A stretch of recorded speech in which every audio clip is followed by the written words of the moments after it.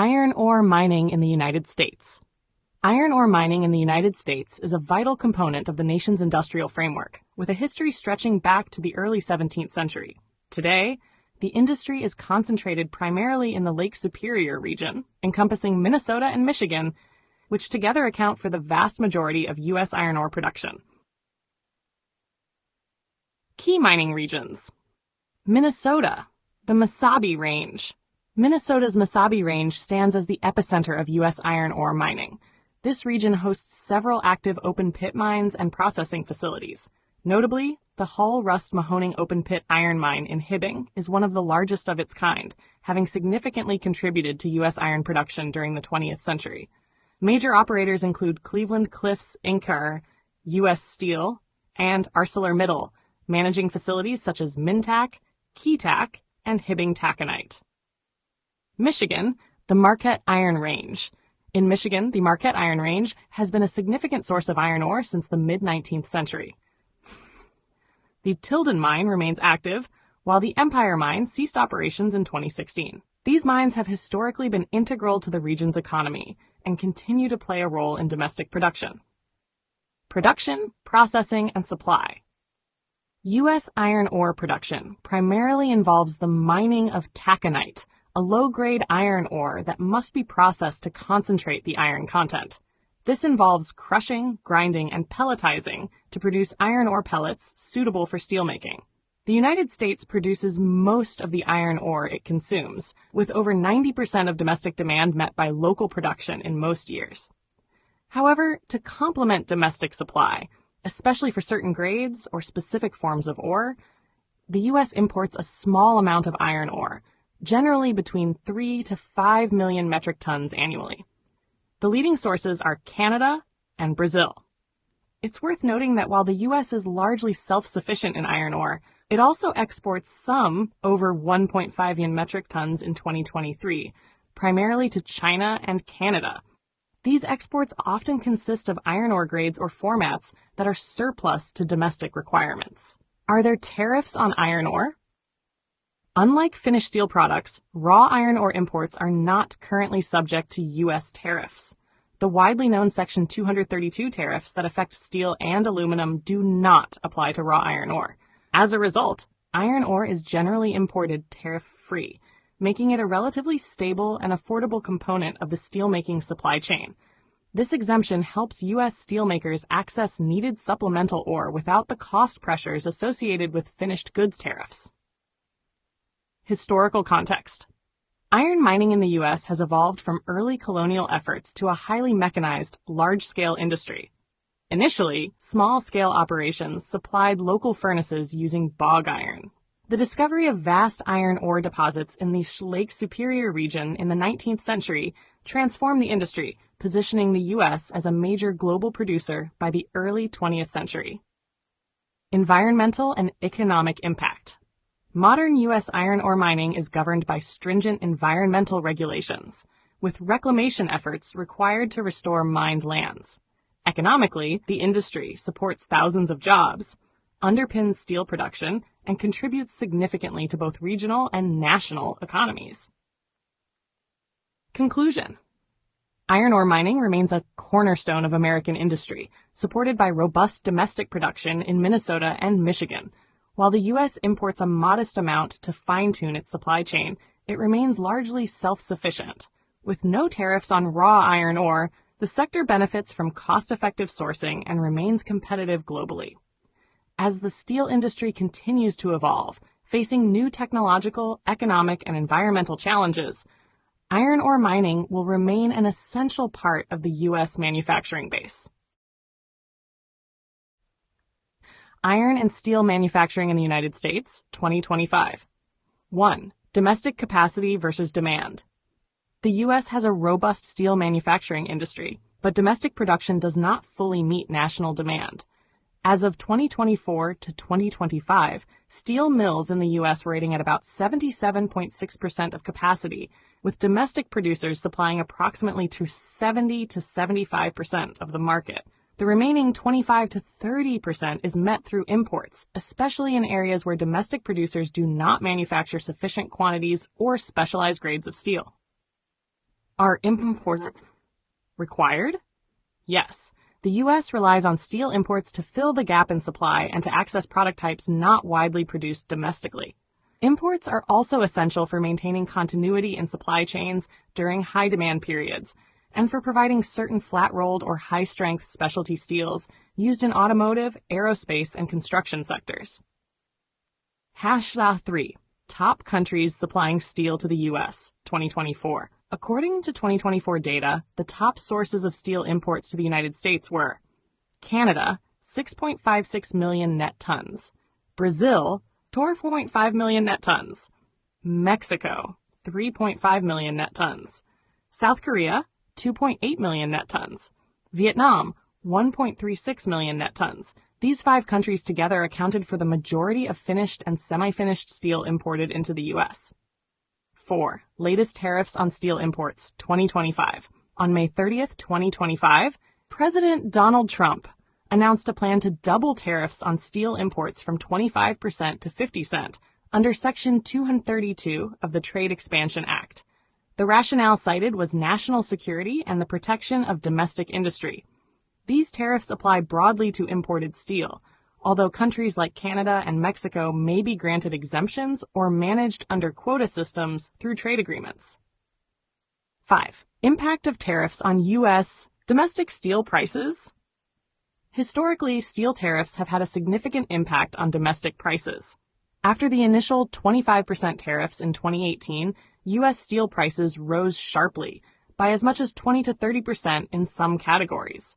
The 2025 increase to 50% is expected to further raise prices for steel within the U.S., particularly affecting industries such as construction, auto manufacturing, equipment fabrication, and consumer goods. While this policy may improve revenue and margins for domestic steelmakers, it could increase costs for downstream industries and ultimately consumers.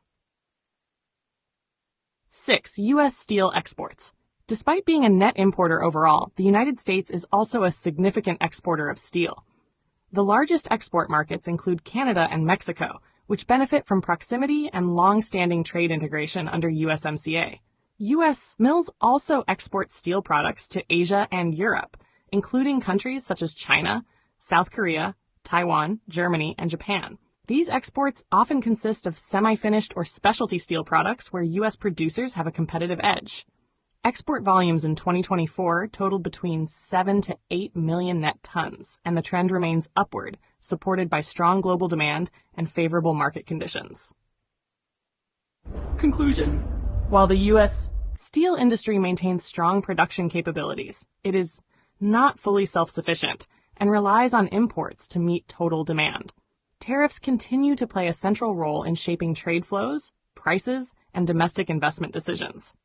With heightened tariffs in 2025, domestic steel prices are expected to rise, benefiting producers but posing challenges for industrial consumers. Meanwhile, U.S. steel exports remain a steady and strategic part of the industry, particularly to regional partners and high-demand overseas markets. Conclusion. Tariffs on iron and steel imports are intended to strengthen domestic industry, preserve critical manufacturing capacity, and reduce strategic dependence on foreign supply, especially from adversarial or unstable sources. From a national security and industrial policy perspective, these tariffs can be argued to be in the national interest, particularly when global overcapacity and dumping threaten the viability of U.S. steelmakers.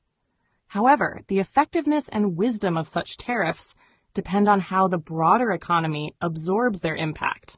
While domestic producers benefit from higher prices and increased market share, downstream industries that rely on affordable steel, such as construction, automotive, aerospace, and machinery, face higher input costs, which may erode competitiveness, reduce investment, or lead to job losses. Moreover, tariffs may invite retaliatory measures from trading partners, reduce export opportunities, and disrupt long-standing supply chains. They can also stoke inflation in sectors sensitive to raw material prices. In the long term, if not paired with modernization, workforce development, and capacity expansion, protectionist measures may encourage complacency rather than competitiveness in the U.S. steel industry. In summary, while tariffs may serve a strategic purpose, they are not a silver bullet. Their success depends on careful calibration, targeted exemptions, and a complementary national strategy that ensures both upstream producers and downstream manufacturers can thrive in a globally competitive environment. A heartfelt light. To every soul whose hand did give, you've helped me dream, helped me live. In darkest hours your light came through, with hearts so kind, so pure, so true. Your gifts, like stars in deepest night, have steered me gently toward the light. Each coin, each word, each silent prayer, a thread of hope so rich, so rare. My eyes once dimmed now seek the skies, and slowly clearer visions rise. Because of you, I dare to see the world again. Its grace, its plea. Your compassion's flame will not just stay with me alone. It lights the way for others wandering through despair to feel the warmth of selfless care. You've shown what love in action means, in quiet ways through giving scenes. You've built a bridge from soul to soul and made the broken feel more whole. So let this thanks rise like a song, a melody both soft and strong. May your example gently call more hearts to rise to give.